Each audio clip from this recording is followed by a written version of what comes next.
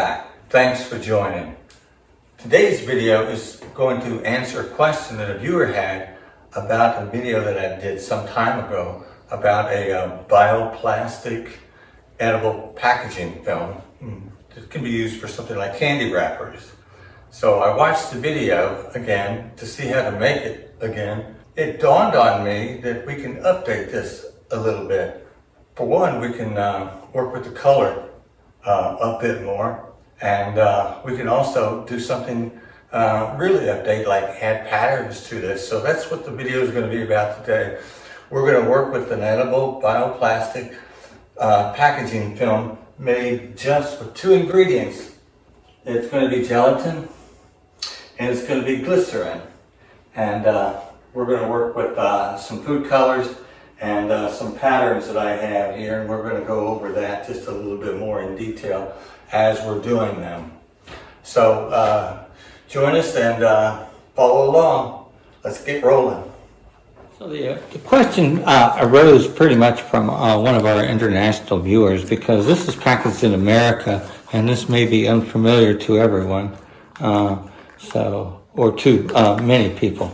So what we have here is, inside this package is 7 grams of unflavored gelatin.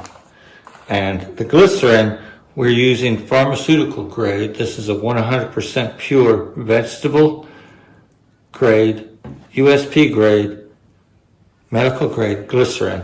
And we're only using just a couple of drops of this. And then of course we're using 2 cups of water, and we're going to heat this to an overall temperature of 134. Then we're going to add, separate it and add some food color, and then we're going to work with our little patterns here. This is a plastic cutting board, but on the back side of it, there are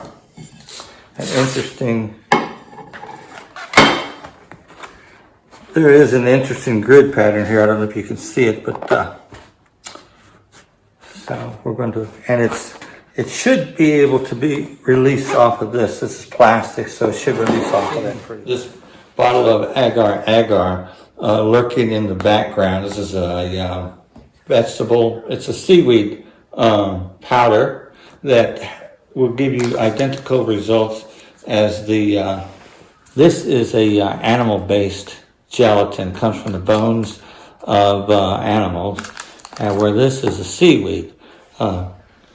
They will give you identical results. This requires considerably higher temperatures to form its gelatin.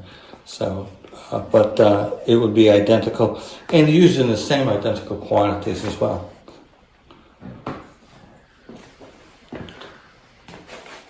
Okay, so here we have.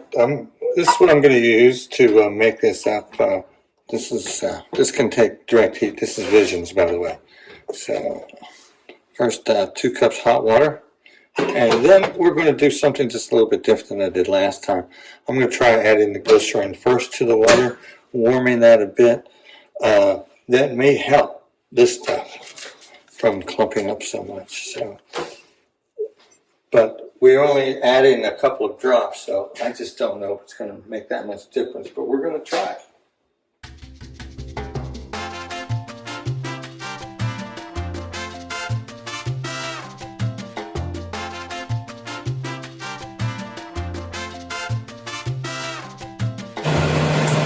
So we're getting close to our temperature now. We're crossing 132, 133.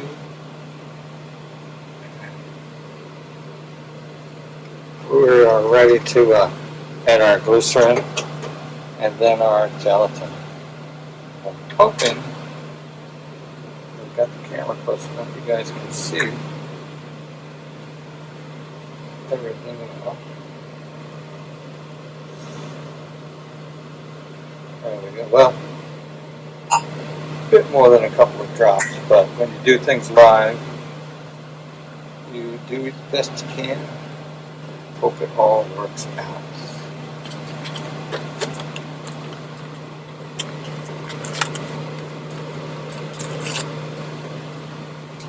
Let's give that a bit of a stir first. disperse that glycerin. Let's see if we can save a little bit of pumpkin.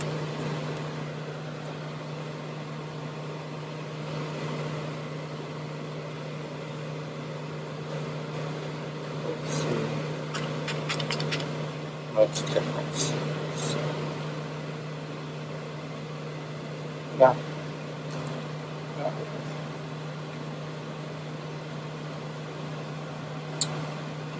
Now, you can see the granules and things floating in the water. And when this water becomes completely clear, then we're ready. And it's done cooking. If you're patient and take your time, you can keep this below 140. And that way, it's a lower risk of burning.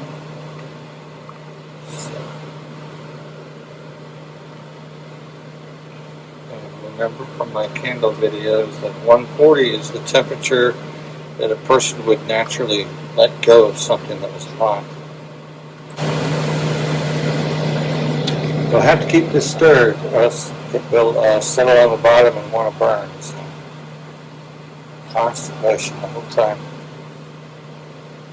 Here we are. So, completely clear liquid. We've got a little bit of foam. Depends on how long you want to fiddle with that. But, I'm going to let this cool just a little bit and pour it out.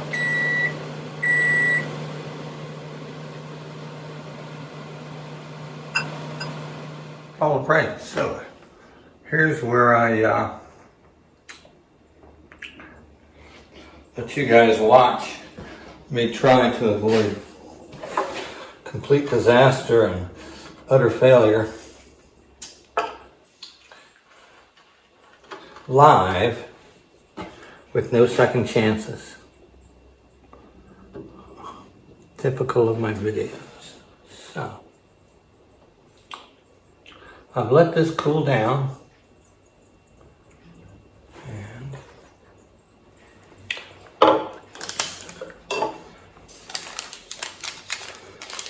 here's the first thing to go wrong. I don't seem to be level. So, I'm trying to pour a pool.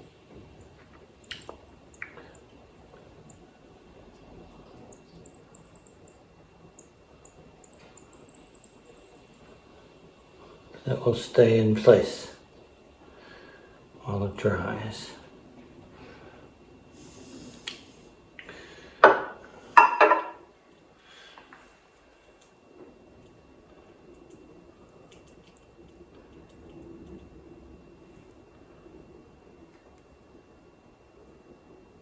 It's pretty thick, so I'm going to try to thin this out.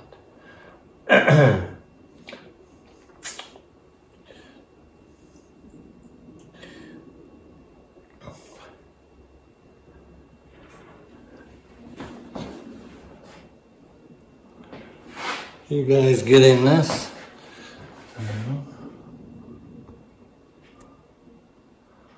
There we are.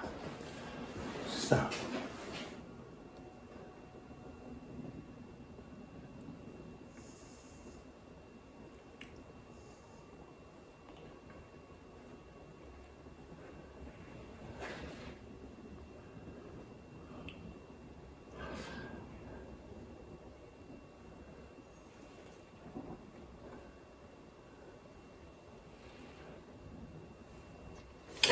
Let's see if I can get away with that. And for flavor, what I'm choosing are red cherries that I am going to reduce down a bit in a very light syrup so that it's still almost water. And I'm going to use 100% of this. I'm going to strain it and use it as my water component in making the gelatin. Now I'm using cherries, and be careful with the type of fruit that you use. I would be very careful about using any kind of citrus, orange, lime, lemon, strawberry, berry, any kind of berry, because of the acid in it. Cherries are fairly mellow, and I think that I can use 100%. Well, I know I can.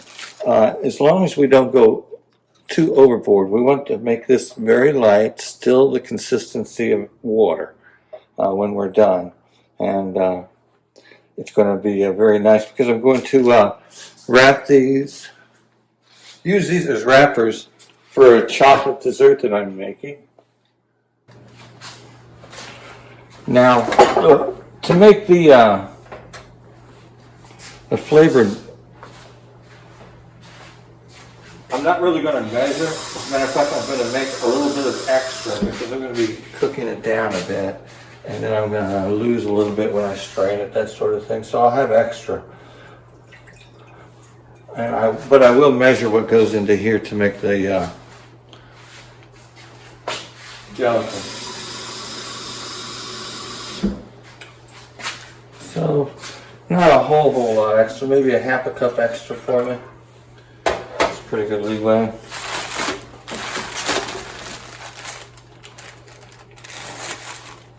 A handful of these will be fine, I think.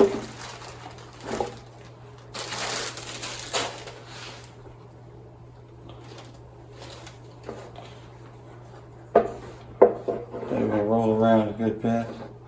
And there's a pit in here that'll cause you a good bit of trouble.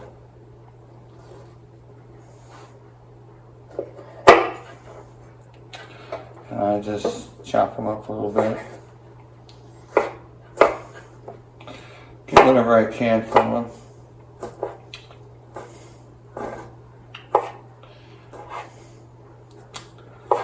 These cherries have been around for a bit, so they're not really that good for eating anymore, but for jams, sauces, or flavored water like this, they're fine. And I think this is probably more than enough. I'm just opening it up to get to the skin, to get to the flesh inside, so I'm basically cutting up the skin in a few different ways to expose the flesh underneath. Pits and all can go in. Some chef would probably scream out, don't add the pits, but I don't know, I haven't run into that problem yet. But perhaps don't add the pits. Not a lot of sugar, we're only going to end up with a cup.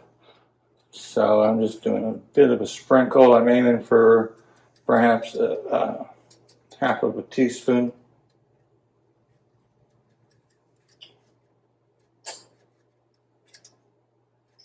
There we go. We're going to let that percolate.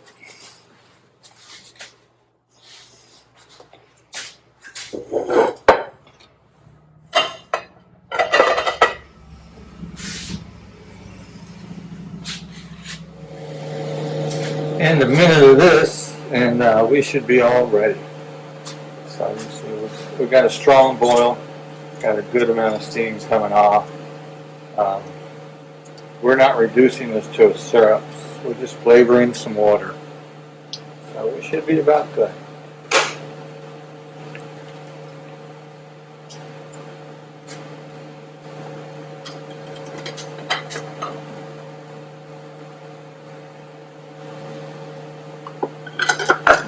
Now you can add the color anytime you want, but I suggest waiting until you get your measured amount because otherwise you'll lose a lot that you're just going to pour down the drain. And it also takes a good bit more in here, a little bit more than you would think, because it lightens up as it dries.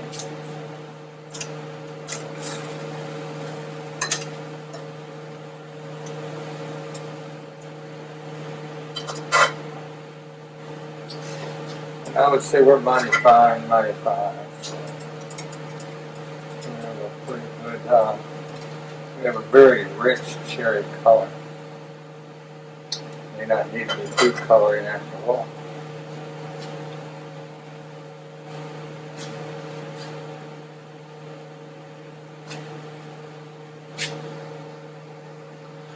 Let's let that cool down now, and we're going to add it completely cold to the gelatin so that we can bring it back up. Well, no, actually, let's just let it cool down a little bit so I can handle it more easily, and then we're going to heat it back up. So it's boiling now. It can come down to 134 for this, so we got a ways. Okay, here we go. You know, as a chef, I've burnt myself enough times on the hand that now what I like to do is cover my hand with a cloth, and that's just to catch any annoying little splashes and drips that oh man. Pour it on the stove mostly and get a little bit in the cup. Now we're a little short, so we're going to finish this off with plain water, and that'll be fine. And I'm going to have to clean a mess. I knew that was going to happen. So I let it happen. There's an annoying inner lip here that spreads out the liquid when you pour it on. If that lip wasn't there, I could have controlled that a lot better. Say for instance here, but that inner lip, it's to catch a lid, but when you pour liquids, it really spreads it out. So anyway, the things you live with in the kitchen, you just make extra because you're going to make a mess. Add a little bit of water to that.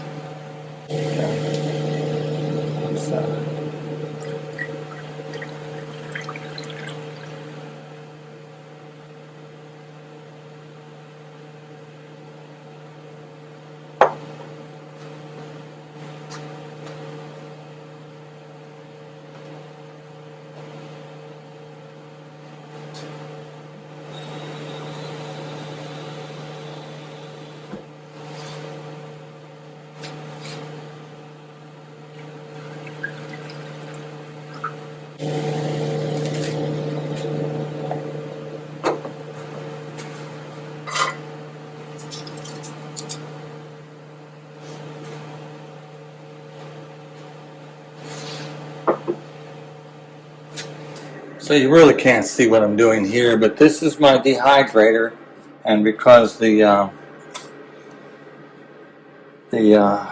flat that I'm using to dry the bioplastic film is longer than the dehydrator itself, I just put a towel over that, and here it is. This one is flavored. And this one is flavored, but I've also added just a little bit of red food color. Just to give it more of a cherry look. And we're just going to let that dry for right now. And I'm just putting a towel over it because the door really doesn't close completely. So I just want to hold in a little bit more of the gentle heat that I'm using. And I'm not really using very much heat at all. I'm using 25 centigrade, so that's about 77 degrees Fahrenheit. And the time is not really relevant because it's only going to take a couple hours. So here we are. From a few simple ingredients, we have an assortment of just beautiful, creative ideas for wrappers, candy wrappers, that sort of thing. Just gelatin and a couple drops of glycerin with some water, and food color we have here, and I flavored with a real cherry. So what I first did was, of course, we tried to put a pattern, and this is just with the gelatin and the glycerin. Very nice and unique. And on the second one right here, I thought, I would just add some color. And the way I dried this was on a paper plate, so it gives a frosted look to it. Very cool. Next, we went to flavoring it. So I cooked down some cherries. You see that previously, and I made this right here. with also the pattern as well. Now the color is a little bit strange for cherry, so what I did was I added just a couple of drops of red food color to give the cherry a red color. Turned out very nice. Very, very nice. Now, this is so nice here that inspired me to do something off camera, and that was that I did up a little piece of chocolate, and this is 91% dark chocolate with some almonds and a cherry nougat center. So I thought that I would finish the video with something like this. And let's see if we can make sure I get this on camera.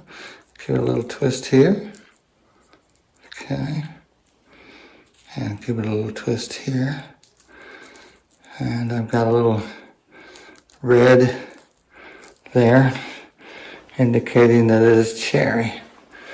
Now, there we are. Chef Ramsay would be proud, I think. Okay. Yeah, this turned out very tasty. I tried a little bit of it, and it tastes just like cherry when you pop it in your mouth.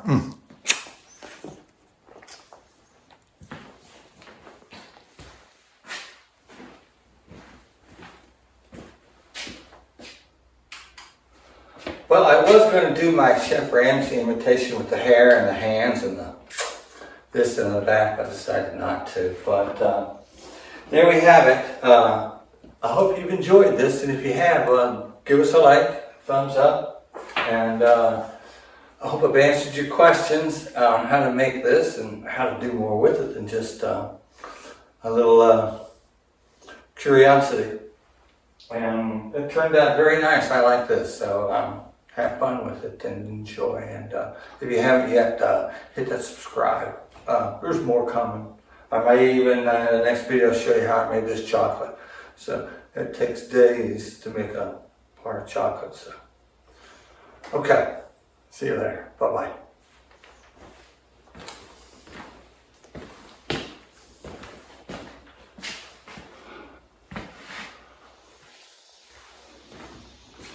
So that as soon as you pop it into your mouth, you get this sweet cherry, tart, delicious.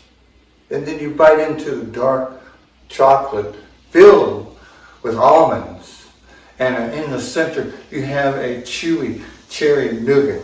So that what you finish with is the perfect bite, where the cherry sweet, delicious, chewy center cuts the bitterness of the dark cocoa.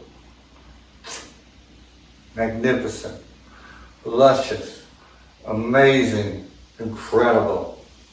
The perfect bite. Did I do a good, Chef Ramsay?